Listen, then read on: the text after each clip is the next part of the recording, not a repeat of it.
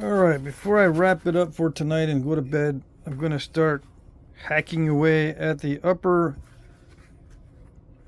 portion of the dance blade.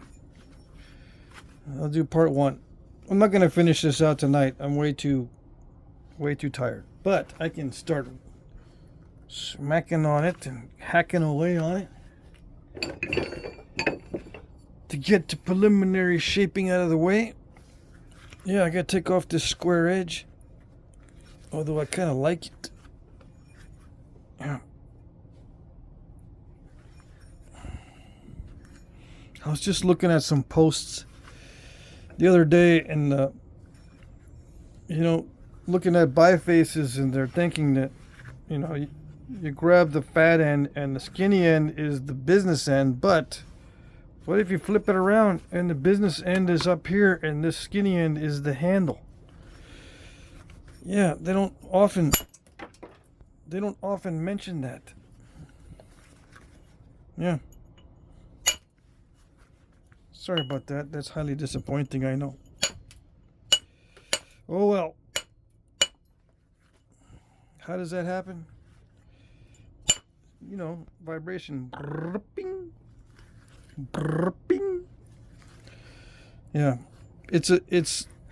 I shouldn't have done that because I know it's snapping halfish. But it just makes it easier for me to make something out of it. Yeah. Anyway. I can't avoid it. I gotta get rid of the square edge. So I have to hit the base. And I didn't hit it that hard.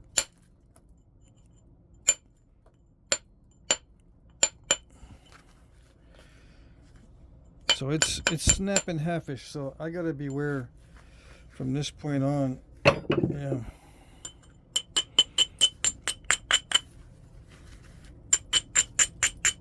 I don't even know where that tip went. It went across the shop. Okay, I see it way over there in the corner. I'm wondering if there was already a defect in it.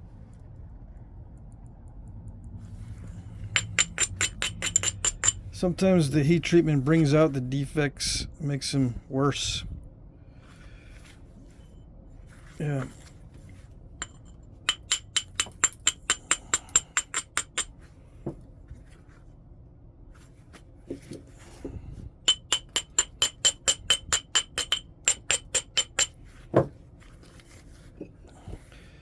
You might say, you shouldn't work on it when you're tired.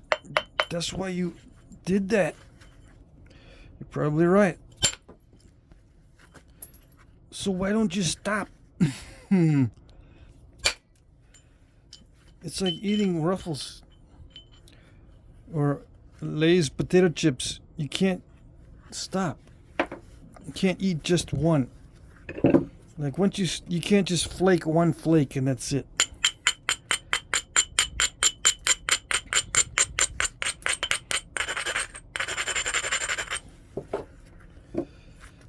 Yeah, we used to have some good commercials. Even though you're eating something you're not supposed to be eating, it was true. You can't eat just one.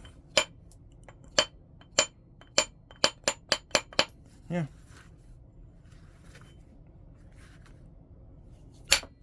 Let's see if it did it. Ha ha ha. I like it. Yes, I do. I like these flakes too. I don't know if I'm going to sell them this time. I want to keep them.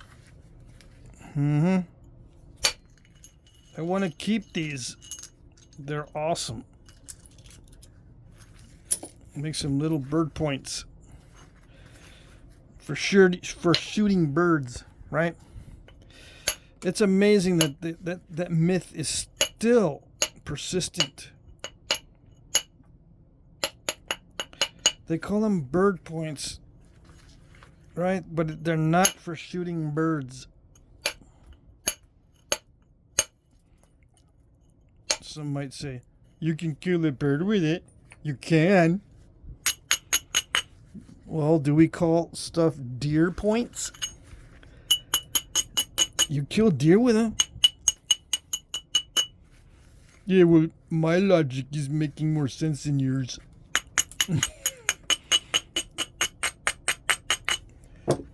Yep. People like calling them bird points.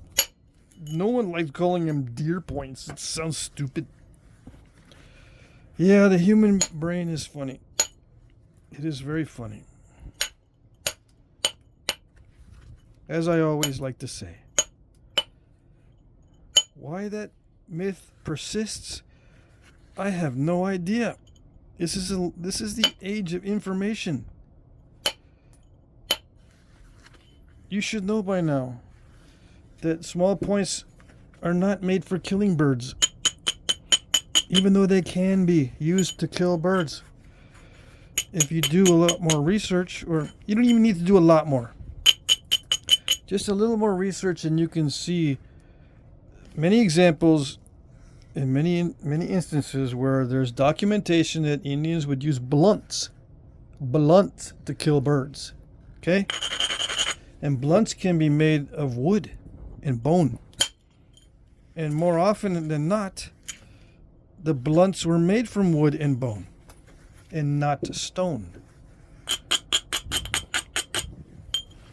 For killing birds. Yeah. If you get good enough at shooting, you shoot them on the fly, but you don't want the arrow to keep going if you hit it. You know, at least you want to be able to retrieve your arrow sometimes. And if you hit the bird, it bounces off the bird and the arrow falls and the bird falls. You get to recover both. It's a double whammy. Yeah. And if you shoot a bird in a tree and the blunt hits the tree, you can get the arrow back. It's not going to be stuck up in the tree, way up in there where you can't get it. And the arrow's just sitting there stuck in the tree. There's nothing more annoying than looking at an arrow that you just made stuck in a tree that you can't get to unless you chop the tree down. Yeah. It's annoying.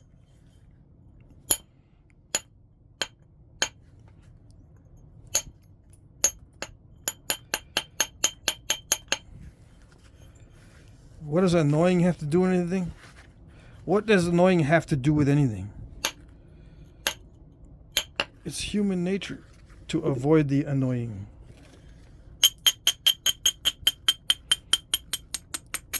Yeah.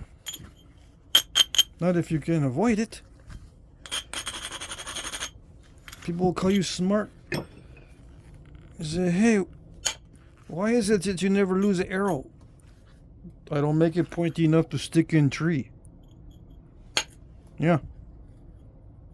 It don't stick up in the tree up there. Oh, that's smart. See? I told you. Told you.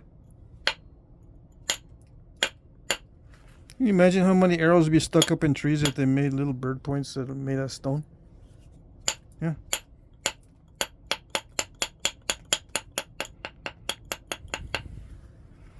How many points did you lose up in that tree?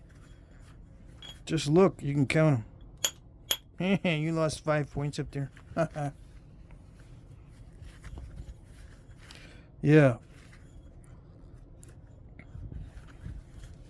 Anyways.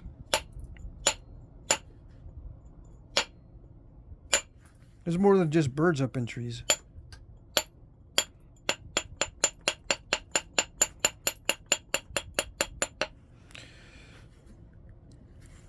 Yeah. Blunts were used not only for birds, but for other things too. You can kill a squirrel with a blunt.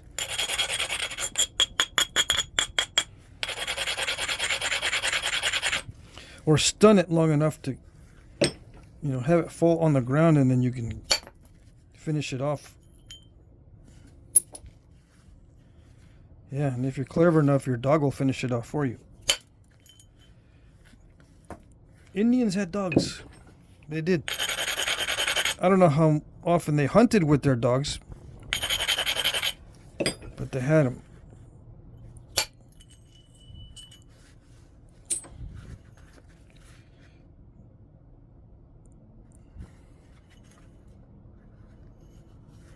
Yep.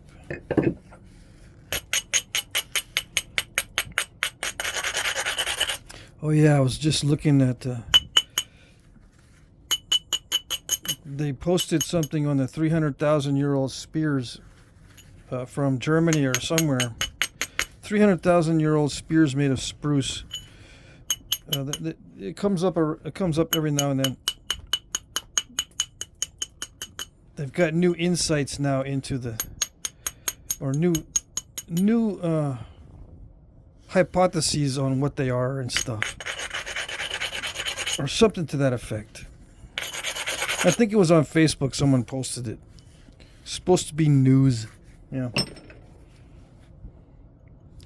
They call them spears because they're pointy and they can be shot like javelins. I think you know what I'm talking about. 300,000-year-old spears, and they're saying this changes everything. It changes the way we perceive humanity's ability to create weapons. You know. Why do I laugh? It's serious. Yeah. I don't know. I can think of other uses for those.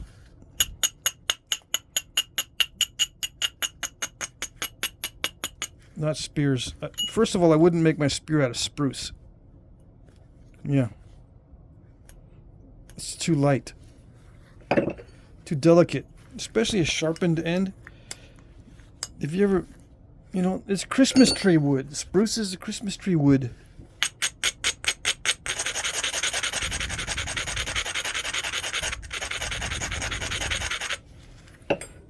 Yeah. So what would I use that thing for? What would I use...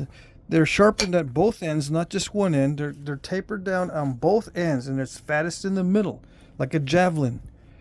But they're not symmetrical.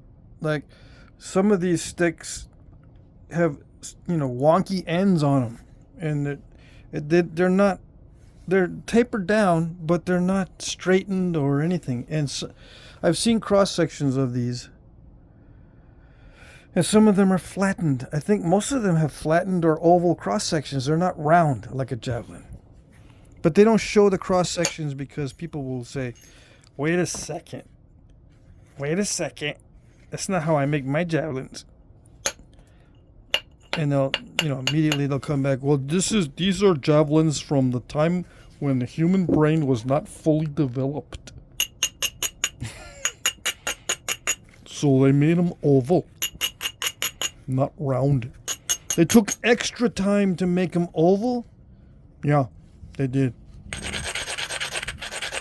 Why would they do that if their brains are not developed? Why would they take an extra step and make this cross sections look flattened or oval shaped? Why? It seems like that is a more advanced step.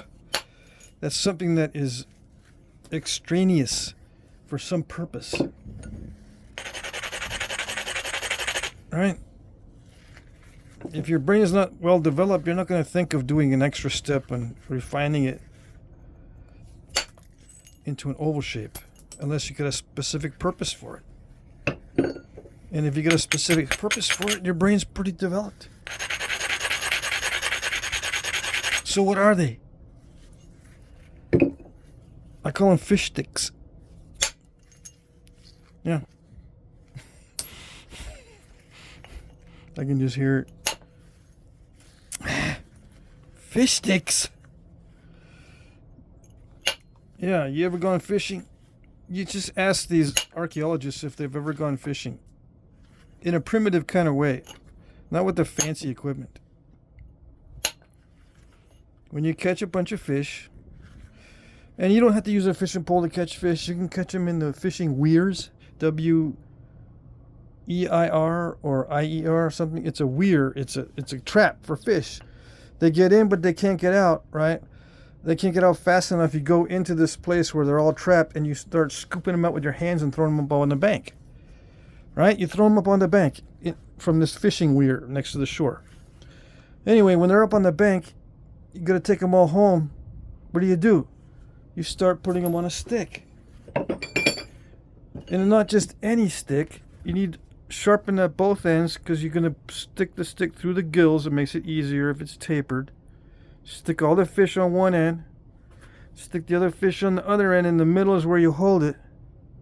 You can carry it by yourself that way with all the fish gilled, with the stick all through the gills.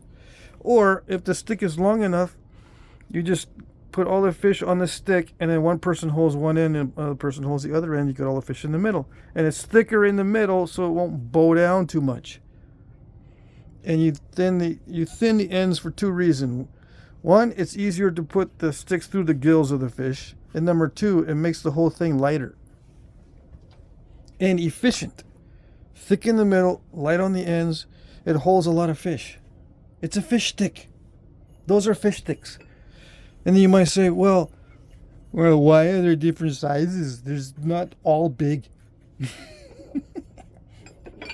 Yeah, well, if a family is fishing and you get the kids involved, the little fish sticks are for the kids and the big fish sticks are for the men. All right? Yeah, that's how it works. You're not picky about what fish you throw up on the bank. You're going to throw up all the fish on the bank that you catch in the fishing weir or wherever you're fishing, wherever you're throwing them up on the bank. There's various ways to catch fish that way. You can chase them upstream until it gets real shallow, and then you start throwing them up on the bank on the shallow end of the stream. But you got to carry them home. Why would you carry them home and not eat them on the spot? Well, if you're smart, you dry them out. Just keep them on the stick and hang them over a fire, or you just dry them out. Eat them at your leisure. Especially in cooler weather, which I presume in the northern latitudes where they were found, the weather was cool, or maybe even cold. You can hang your fish up. And I looked up some fishing traditions and fishing drying. The Icelandic way of doing it is you hang the fish up for 3 months. Raw, yeah. No smoke involved. You hang the fish for 3 months to dry. Of course, you need cold weather to do that. But guess what? 300,000 years ago, I bet you it was cold. And if it wasn't, it was at least cool in winter or whatever. Anyway, I don't want to try to support too much my idea, but that's what they look like to me. They look like fish sticks. Yeah. Little play on words there. But nobody mentions it. They know how to get attention. They've got some attention hogs that say, let's call them spears, weapons. Yeah. Even though they don't look like spears, they don't act like spears, and they probably can't kill anything. They're too lightweight. They're made of Christmas tree wood. Yeah.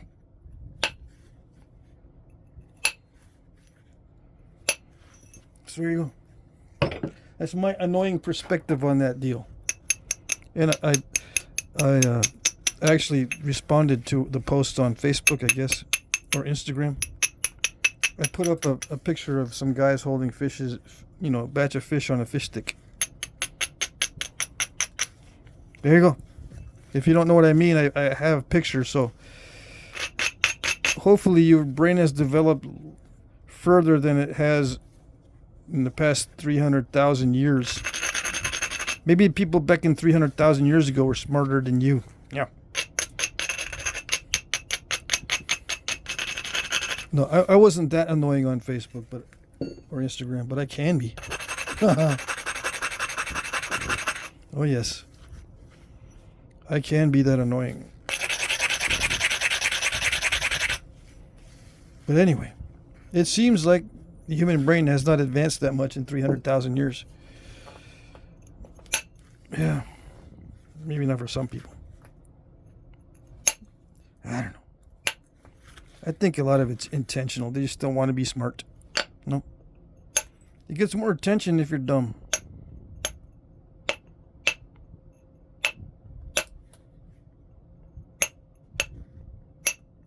Yeah.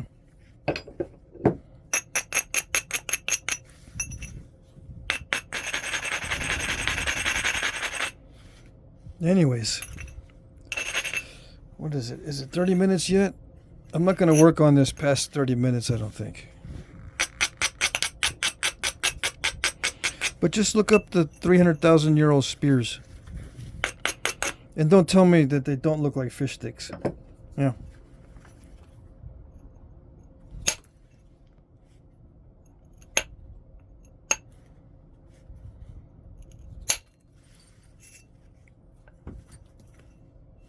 How were they preserved for so long? They were found in a lignite mine that was saturated with water. So they found it in a watery place. Imagine that. And they can't think of the idea that they're fish sticks, and it was found in a place that was submerged underwater. Hello. You know, submerged from the time that they were lost until the time that they were dug up. The whole place was waterlogged for thousands of years. That's how it got preserved. No oxygen. Just submerged underwater. And lignite is a type of coal, but it's not like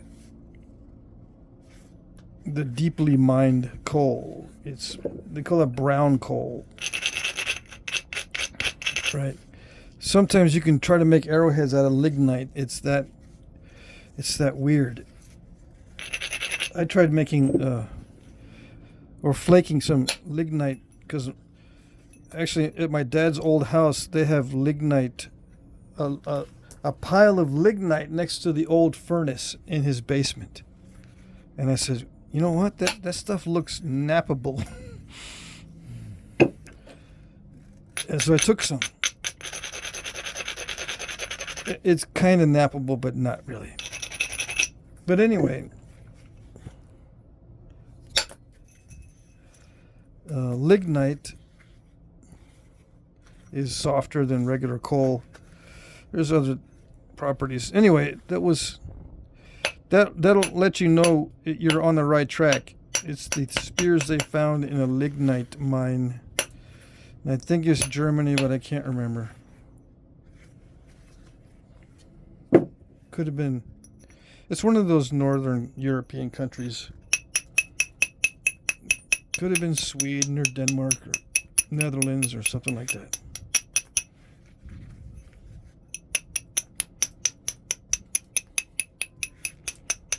Yeah, I think this is Neanderthal territory.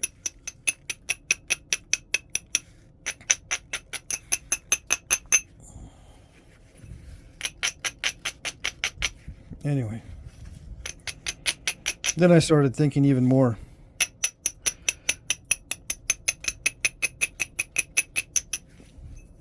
Why did the human brain develop like it did? I started thinking, that's one of the mysteries. Why did we get smarter? Or how did we get smarter? And there could be just an easy explanation. We got smarter because we were fishermen. Fishing made us smarter. Yeah. Fish are one of the healthiest things for us to eat. Of course, nowadays the water's polluted, but back in the day, fish was and it still is if you have healthy fish. It's the best thing for humans to eat.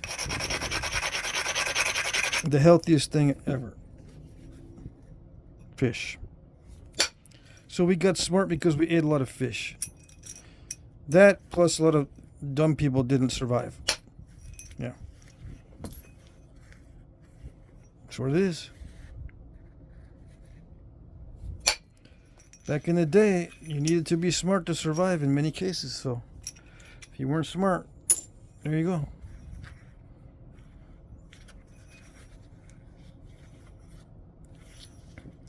Smart fishermen, that's what we are.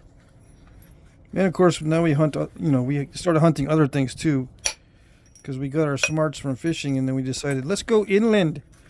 Inland? What's inland? Past the water, over there where there's scary bears and wolves. No, I don't want to go there. Well, we can make weapons. We don't need to keep fishing. Besides, everyone's getting on my nerves. Let's go over there. Alright, let's go over there. We gotta make weapons first. Okay. Let's bring the harpoons that we used for seals and kill the bears with them. Yeah. Okay. There you go.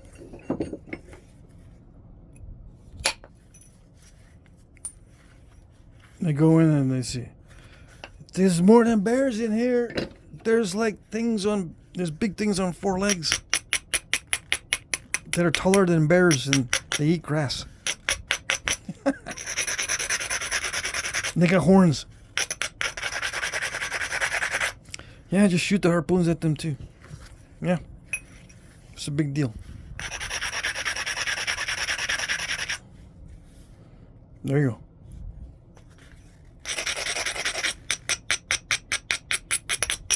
That's my story.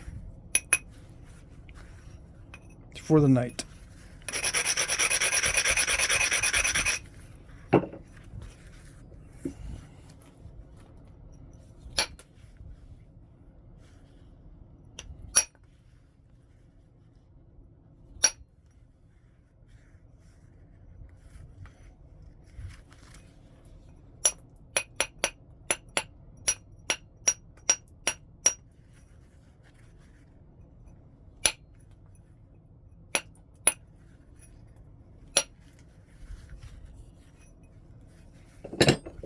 All right, so I'm gonna risk too much if I continue, right? It's almost 30 minutes. I'm gonna continue a little bit longer, but being tired and all, I might just mess up. I already lost an inch or more off of this thing. All right. I just want to get it regularized. Yeah. Didn't do very good there.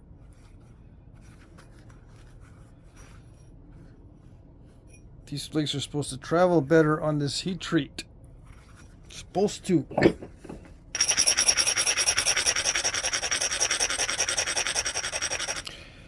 Yeah. So if those spears are fish sticks, do you think they'll ever reclassify them? Let's say they found proof that there's fish blood on those, because there is remnants of blood. As far as I was reading, there's remnants of something on those spears.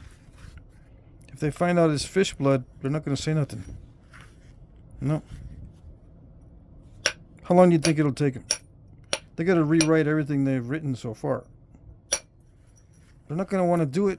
You know why? Because they're not scientists. Yeah, that's why.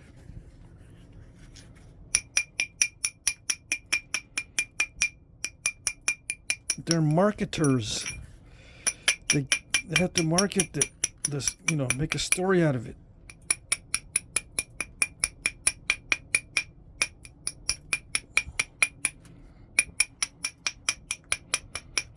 Science is not infested with scientists. Science is infested with marketers and salespeople and attention hogs and the type of personality that we shall not mention, the unmentionables.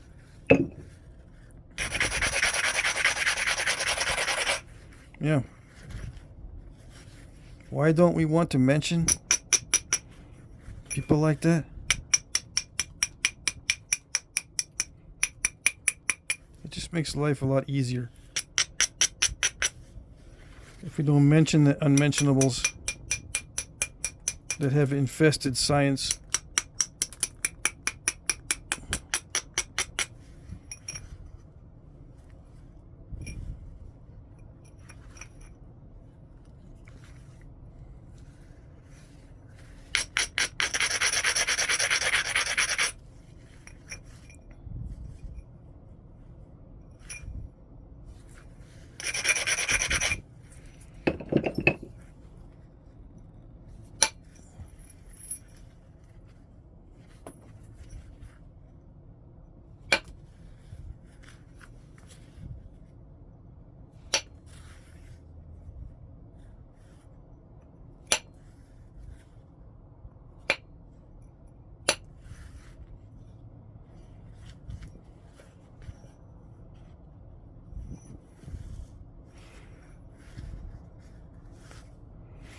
I don't know. I want to go for that thick spot, but I'm not gonna. No, I'll leave that for tomorrow. I gotta make it more narrow anyway. Yeah. I got lucky on this one. That almost cracked it right there. So I don't want to do that again on this side. I gotta figure out what the best line of attack is. It might even be straight up from the base, but that breaks the tip off. Yeah, we learned that lesson already. So yeah, that was a little disappointing to lose that much. I think that was a whole inch off the end. But oh well. Part 1 is over. Yeah. I will be offering these together as, you know, dance blade remnants, or what has become of the dance blade. Okay. I'm going to go to sleep. I'll see you in the next video. Alrighty.